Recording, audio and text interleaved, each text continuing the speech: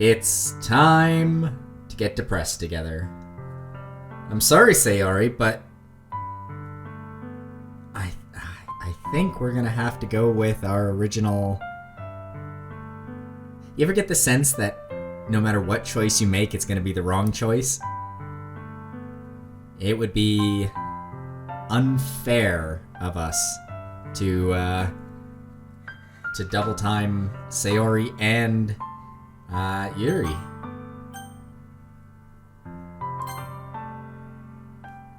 You'll always be my dearest friend.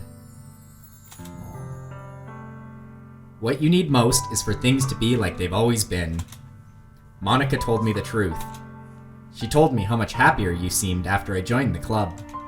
I know you're struggling with some really difficult feelings right now, but please trust me that I know what's best and what will make you happy in the end. I promise I'll help get things back to the way they were. I see. Sayori forces a smile through an incredibly pained expression. Is this what it feels like to get stabbed in the chest? I'm so sorry. I should write a poem about this. Sayori, it's okay. This is just my punishment, remember? No. For being so selfish. No. So please don't worry about these stupid feelings. Oh man, that's not even fair. I know you're right. I knew this whole time that there's no happiness down that path. That's why I came here. Just so that I could get the answer I needed to hear. And the other thing, you're also right that I just want it to go back to the way it was. I realize that now. You really do know me better than anyone. I'll trust you with anything. Anything at all. So, Sayori's smile finally breaks. All of a sudden, she turns around and drops to her knees. Clutching her head with both hands, she screams as loudly as she can. I'm so shocked that I don't know how to react. Sayori looks over her shoulder and flashes me one more weak smile before turning around and running off. Sayori! I'm left helplessly standing in the front of my house. Why am I feeling so horrible about this? Yeah, no kidding, I feel horrible about this. There's nothing more I could have done. The most I can do is support Sayori through her feelings and help her on the path that's right.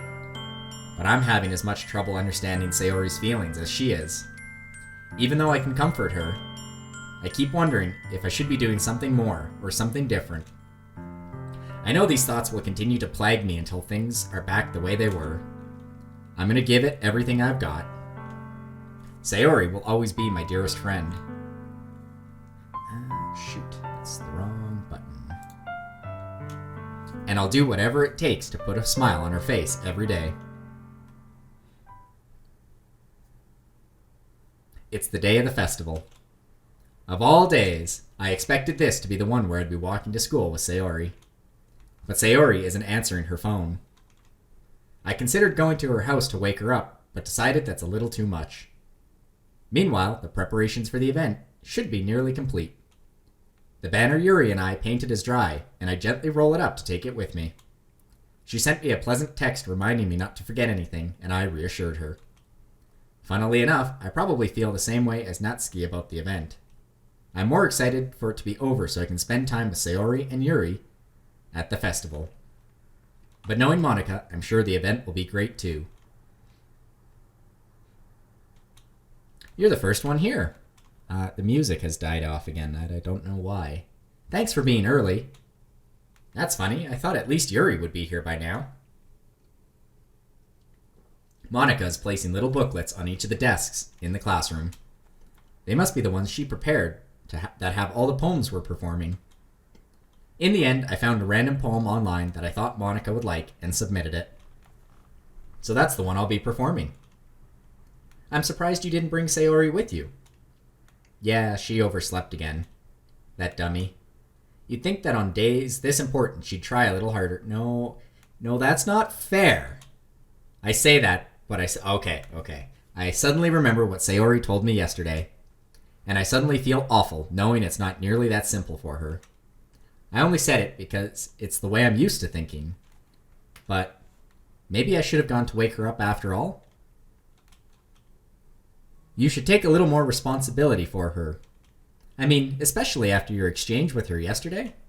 You kind of left her hanging this morning, you know? Exchange? Monica, you know about that? Of course I do. I'm the club president, after all. I stammer, embarrassed. Did Sayori really tell her about it that quickly? About how I basically turned down her confession? That makes me really seem like the bad guy here. What the hell happened to the music? One sec.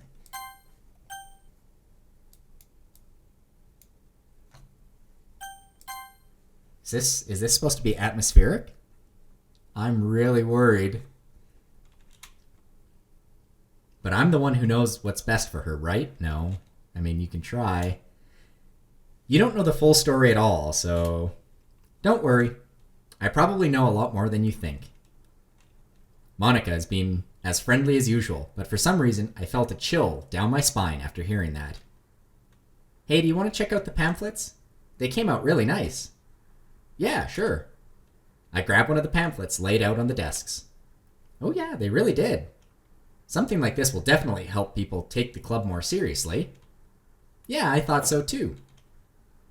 I flipped through the pages. Each member's poem is neatly printed on its own page, giving it an almost professional feel. I recognized Natsuki and Yuri's poems from the ones they performed during our practice. What's this? I flipped to Sayori's poem. It's different from the one she practiced. It's one that I haven't read before.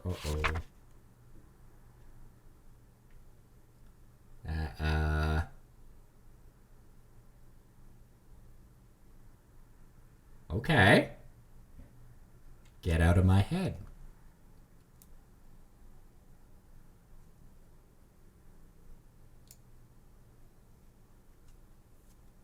Get out of my head before I do what I know is best for you. Get out of my head before I listen to everything she said to me. Get out of my head before I show you how much I love you. Get out of my head before I finish writing this poem. But a poem is never actually finished. It just stops moving.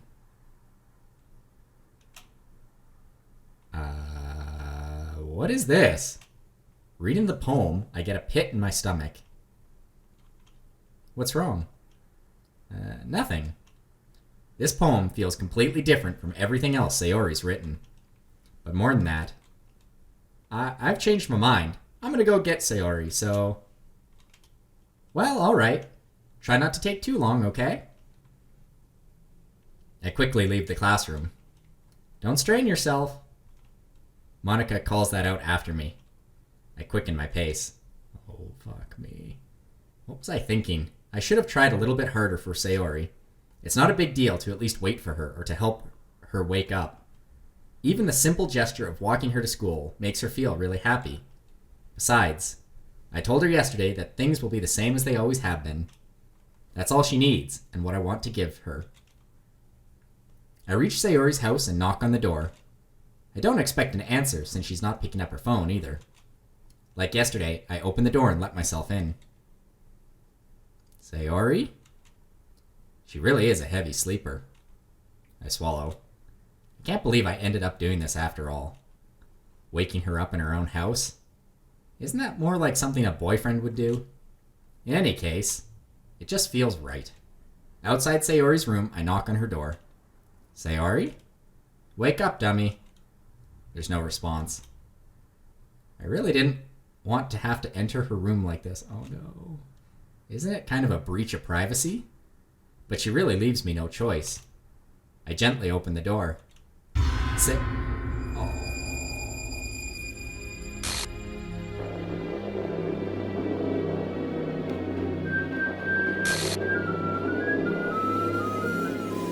What the fuck?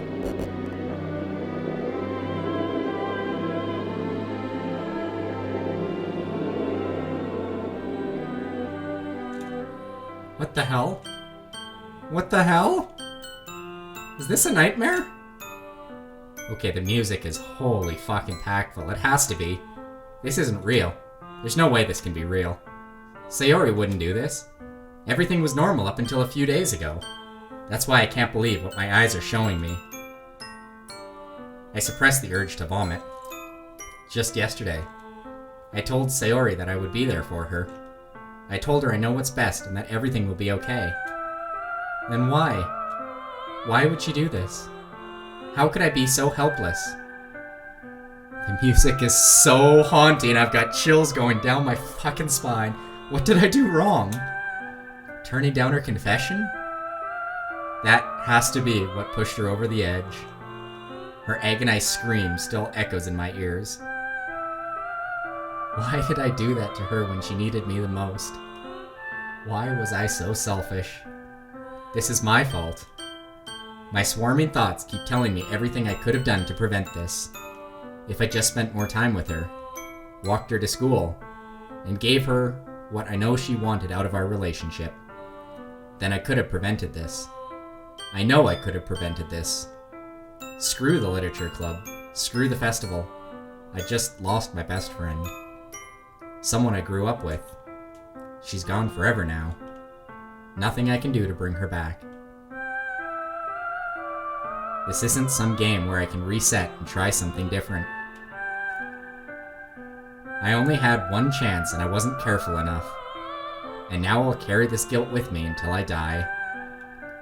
Nothing in my life is worth more than hers, but I still couldn't do what she needed from me. And now, I can never take it back. Never. Never.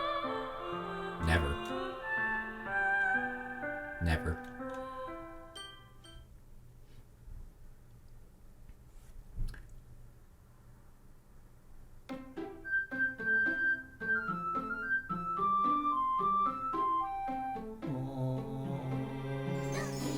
No. There is no new game, I notice.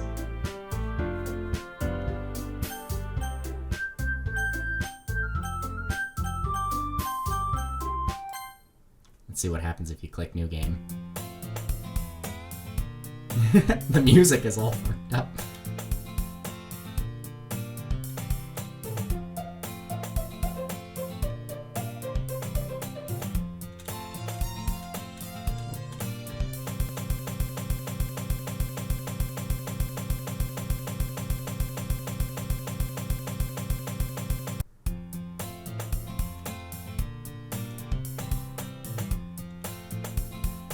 What the fuck?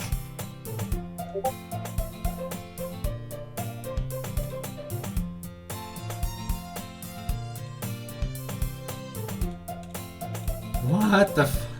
So, okay, so, please. My saves are all deleted! No!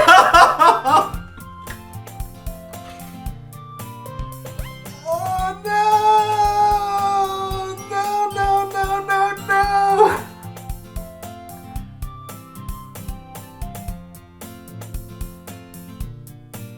Oh no!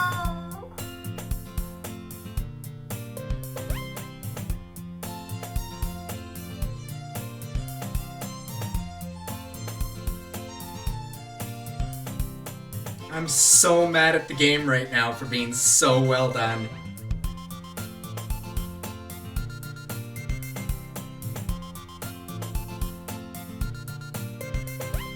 Oh, I'm actually speechless.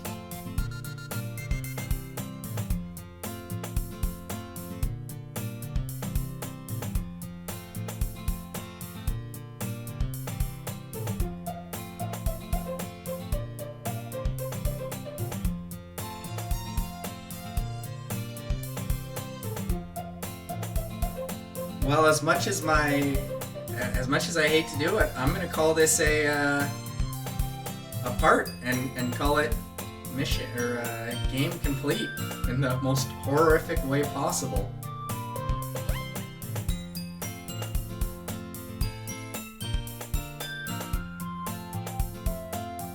Till next time, guys.